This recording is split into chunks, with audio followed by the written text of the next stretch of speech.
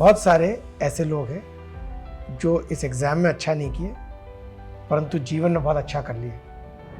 बहुत सारे ऐसे लोग भी हैं जो अन्य क्षेत्रों में चले गए, इस परीक्षा को भी देते तो पास कर लेते। एक्सेल करने के लिए कोई एक ही सेवा में आना जरूरी नहीं है, मगर मैं पुलिस सेवा में आया हूँ, इसमें आने का मुझे गर्व है। और यदि मुझे मौका पड़े तो इतने सालों के बाद मुझे लगता है तो पुनः पूछा जाए, पहले तो मैंने प्राथमिकताएं दी थी कि पहली नौकरी आईएएस पाएँ, आईएफएस पाएँ, पुलिस पाएँ, रेवेन्यू सर्विस जाएँ। अब जब दोबारा मैं देखता हूँ और कोई अगर मुझसे पूछे कि कौन सी सेवा में जाना चाहते हैं, मैं कहूँगा पुलिस से। कोई प्राथमिकता ना पहले ना बाद, क्योंकि इमीडिएट जस्टिस लोगों को देते, लोग आके अपना दुख साझा करते हैं हमारे साथ। तो डॉक्टर के साथ करते हैं, वैसे पुलिस अधिकारी के साथ भी।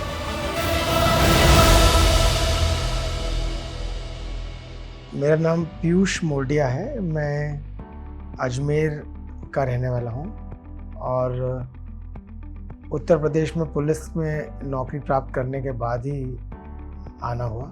राजस्थान में रहते हुए अजमेर में ही अपनी स्कूली शिक्षा पूरी की और स्कूल की पढ़ाई पूर्ण करने के पश्चात गवर्नमेंट कॉलेज अजमेर से बीएससी किया और बीएससी करने के बाद Poddar institute of management Jaipur से एमबीए किया और कुछ वर्ष तक बॉम्बे में प्राइवेट सेक्टर में नौकरी की, मर्चेंट बैंकिंग में मैंने काम किया है। उसके बाद सिविल सर्विसेज का एग्ज़ाम जब दिया तो छुट्टी लेकर प्रीलिम के लिए राजस्थान आया, जयपुर से एग्ज़ाम दिया था और फिर वापस चले गए क्योंकि उतने ही दिन की छुट्टी प्राप्त किए थे। प्रीलिम का रिज़ल्ट आने के बाद दोबारा एग्ज़ाम दिए मेंस और मेरा जब सिलेक्शन हुआ तो मुझे पहली बार में कस्टम्स मिली।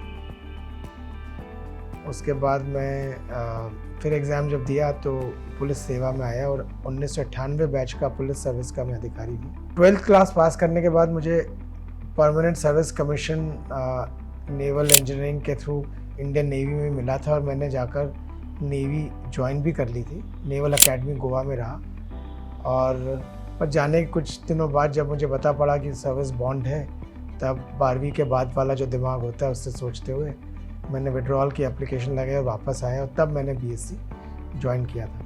जो एमबीए करने के पश्चात मैंने कुछ दिनों तक यूनिवर्सिटी में ऑर्गेनाइजेशन बिहेवियर का पेपर पढ़ाया भी, क्योंकि एग्ज़ाम की तैयारी करना चाहते थे, पर फिर प्राइवेट सेक्टर ज्वाइन कर लिया और बॉम्बे चला गया। नौकरी करते हुए ही एग्ज़ाम दिए और इसलिए किसी प्रकार की कोचिंग करने का मुझे मौका नहीं मिल पाया, ना ही मैंने ऐसी कोई योजना बनाई थी, क्योंकि मैं हमेशा मानता था कि सिलेबस सामने दिया होता है, एम्प्लॉयमेंट न्यूज़ में सिलेबस निकला करता था, उसमें सारे सब्जेक्ट्स की सूची होती थी, सब्जेक्ट्स में क्या क्या कोर्स कंटेंट है वो दिया होता था। कुछ किताबों के नाम मित्रों से और जानकारों से प्राप्त कर लिए, कुछ कहीं मैगज़ीन में पढ़ लिए। इंडेक्स से प्रीफेस से लेकर आखिरी पेज तक पुस्तक पढ़ता ज़रूर था, एक बार इसलिए कि और कुछ नहीं तो जानकारी हासिल हो जाएगी कि इसमें क्या दे रखा है। जो ऑप्शनल सब्जेक्ट्स हैं उनके बारे में भी, चूँकि मैंने बीएससी की थी मगर फिज़िक्स केमिस्ट्री में लेना नहीं चाहता था और एमबीए किया था मगर प्रीलिम में मैनेजमेंट होता नहीं था, तो मैंने पब्लिक एडमिनिस्ट्रेशन प्रीलिम्स में रखा, क्योंकि लोगों ने बताया और फिर बाद में मैंने पाया कि पब्लिक एडमिनिस्ट्रेशन का काफ़ी सारा कोर्स मैनेजमेंट से सिमिलर होता है। तो ऐसे मैंने पब्लिक एड प्रीलिम में लिया और पब्लिक एड लेने के बाद मैंने प्रीलिम दिया और चूँकि प्रीलिम्स में पब्लिक एड लिया था और मैं तो हमेशा यही मानता था कि किसी सब्जेक्ट को पढ़ते तो तकरीबन पूरा सब्जेक्ट पढ़ ही लेना चाहिए, तो प्रीलिम में जो पढ़ा वही मेंस के लिए भी पढ़ा, उसी किताब को दोबारा पढ़ लिया मेंस के लिए और जो है मेंस का एग्ज़ाम पब्लिक एड में दिया। दूसरा सब्जेक्ट हमें एक मित्र ने बताया कि ज्योग्राफी में मैप का क्वेश्चन आता है जिसमें पूरे नंबर आ सकते हैं, तो ये देखते हुए ज्योग्राफी पढ़ना शुरू किया। 10th तक पढ़ा भी था स्कूल में, चूँकि 10th तक होती है, तो दूसरा सब्जेक्ट मैंने ज्योग्राफी रखा। बड़ा इंटरेस्टिंग सब्जेक्ट है, अभी भी मुझे बड़ा ज्योग्राफी पढ़ने में रुचि उसके बाद से डेवलप हुई। कोई ना कोई किताब ज्योग्राफी की पढ़ता रहता हूँ क्योंकि शौक़ है। तो ये दो मेरे ऑप्शंस थे और इन्हीं दोनों ऑप्शंस में मैंने एग्ज़ाम दिया। एक बार मेरी 246 रैंक आई, 246, और दूसरी बार मेरी 126 रैंक आई और मुझे जो भारतीय पुलिस सेवा में सिलेक्शन हुआ और मैंने आईपीएस ज्वाइन की। 98 बैच का हूँ और तब से मैं उत्तर प्रदेश में कार्यरत हूँ। देखिए, मेरा सर्वप्रथम तो ये मानना है कि जो भी व्यक्ति परीक्षा देना चाहता है, एग्ज़ाम देना चाहता है, वो ये जान ले कि इसको पास करने कोई एक फॉर्मूला नहीं है। कोचिंग जाकर कोचिंग अटेंड करके भी आप एग्ज़ाम पास कर सकते हो। कोचिंग बड़ी महंगी हो गई है और इस देश में मिडिल क्लास लोग, मेरे फादर प्रोफेसर थे और जो है कॉलेज में पढ़ाते थे, मदर भी स्कूल में, माँ भी मेरी स्कूल में पढ़ाती थी। तो हम लोग इस प्रकार के खर्चे करने से पहले कई बार सोचते थे कि भाई किताब भी है, कोर्स भी सामने पड़ा हुआ है, ऐसी क्या बात है जो वहाँ जाकर हम जानेंगे। मैं ऐसा नहीं कहता कि कोचिंग नहीं लेनी चाहिए, पर मैं ये कहता हूँ कि कोचिंग लेकर ही हो सकते हो, ये धारणा भी गलत है। तो अब मैंने डायरेक्ट दे दिया। लोग कोचिंग भी करते हो, चाहे बिना कोचिंग के देते हो, पर यदि आपने कोई विषय लिया है, सब्जेक्ट लिया है, तो वैसा ले जो पढ़ते हुए आपको आनंद की अनुभूति होती हो, जो पढ़ने का आपको मन करता हो।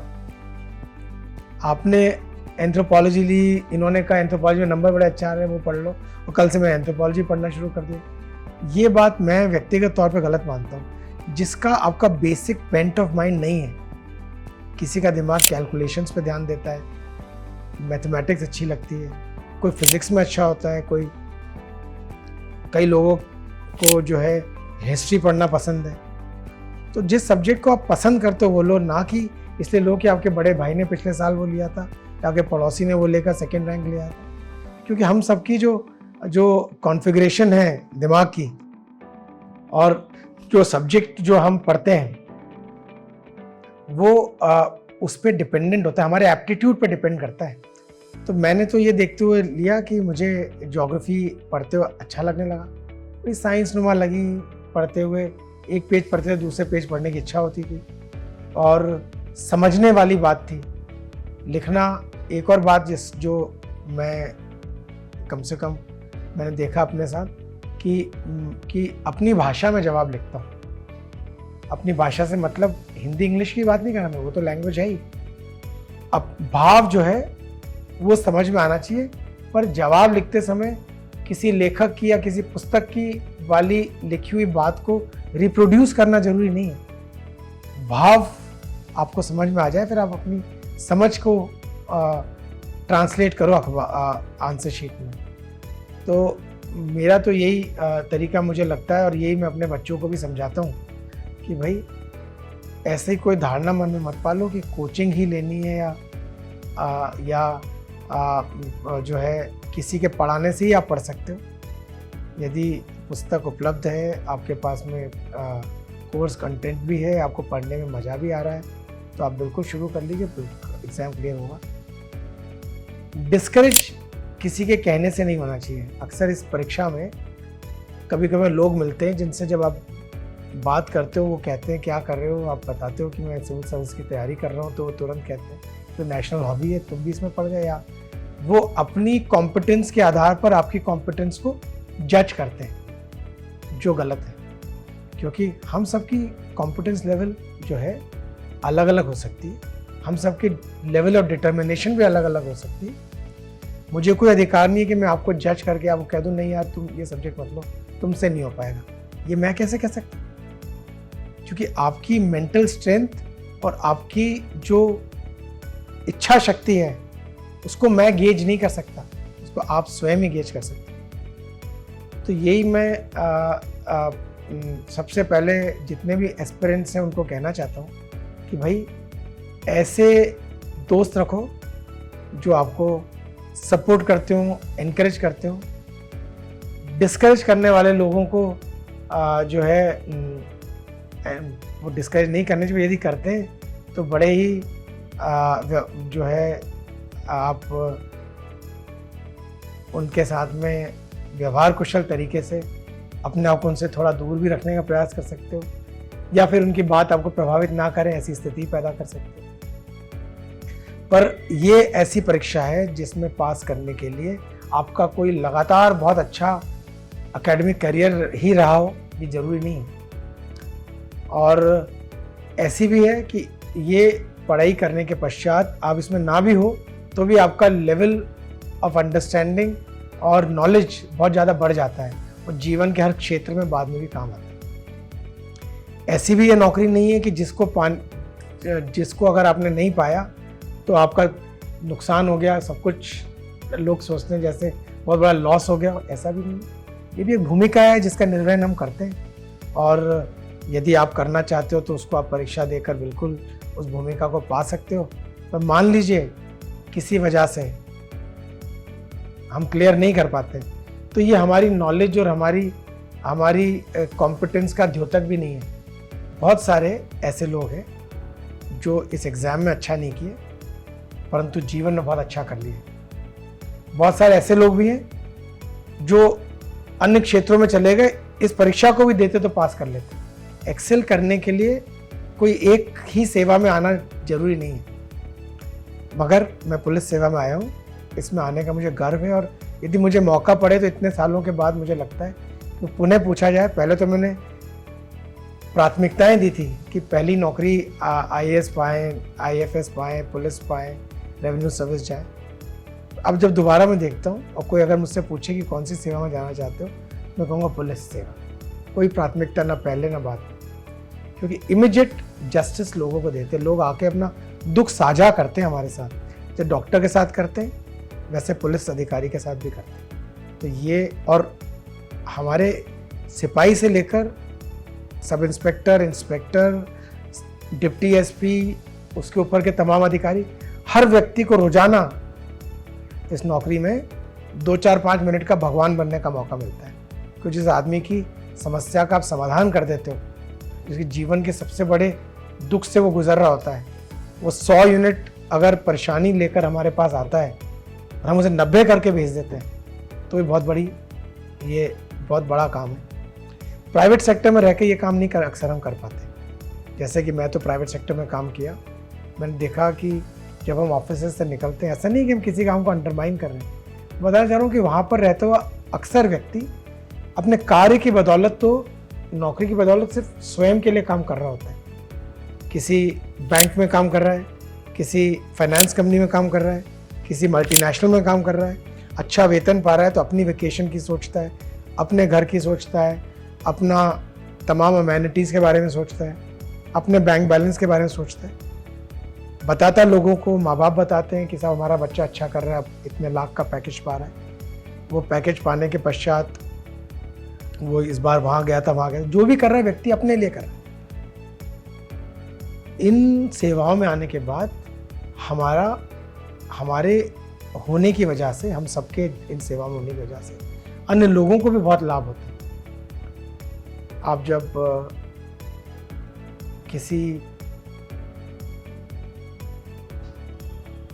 अत्यंत मुश्किल से गुजर रहे हुए व्यक्ति को, किसी की हत्या हो गई, लूट डकैती अपहरण, किसी के बच्चे के साथ किसी ने कुछ अनर्गल कृत्य कर दिया, ये कहना चाहिए कि कुछ किस्म का अपराध कारित कर दिया, महिलाओं के साथ अपराध हो गया, तो वो लोग जब हमारे पास आते हैं या पुलिस के किसी भी कार्यालय में जाते हैं तो इस अपेक्षा के साथ जाते हैं कि जो कुछ उनके साथ घटित हुआ है उसको ठीक करने की, उनको समाधान प्रदान करने की हम कोशिश करेंगे। By virtue of the authority given to this post, because of this service, we are in a position to provide solution to that problem, to provide relief to a victim which is not otherwise possible. तो इन कामों को करने के लिए police में रहकर प्रत्येक व्यक्ति को ऐसे अनगिनत मौके इस देश में मिलते हैं। जिस प्रकार का जो पुलिस को अथॉरिटी भी है और लोगों में एक्सेप्टेंस भी है इस देश में, वैसी अन्य देशों में वो जरूरी नहीं है।